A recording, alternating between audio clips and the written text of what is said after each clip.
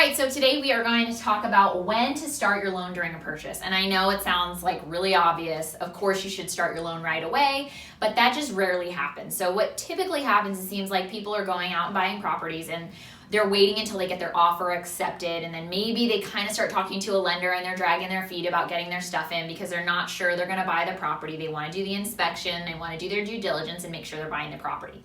But here's the issue. Right now, rates are super low, which is amazing. That's why more people are buying, but that also means that lenders are busy. Not only are more people buying buildings, but more people are doing a refinance on their building because it's a great time to do it. Right now, our rates are lower than I've seen them in a long time, and the disparity between a 5-year or a 7-year or a 10-year is really short. So it's a great time for people to lock in their rates.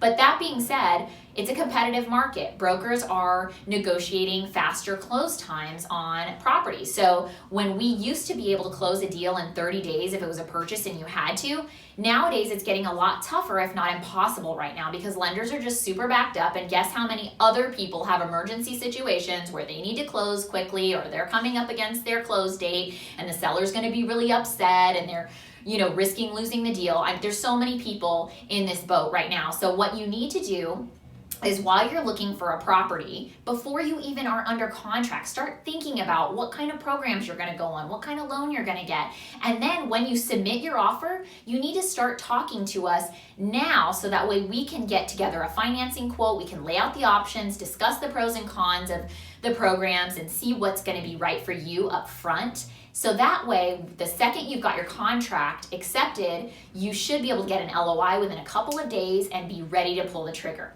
Now, we all know that you've got to give a good faith deposit in order to move forward with an appraisal, which most people don't want to do until they're done with their due diligence.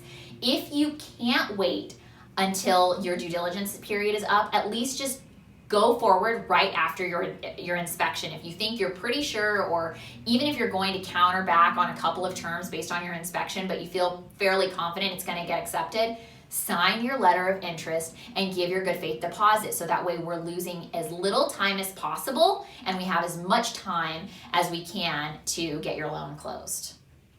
So that's the advice for today. I'm seeing this a ton. I've got multiple deals right now where clients are up against a deadline, but they kind of hung out for 2-3 weeks before moving forward while they were weighing out their options or making sure they were going to buy the building. And we just don't want to wait that long.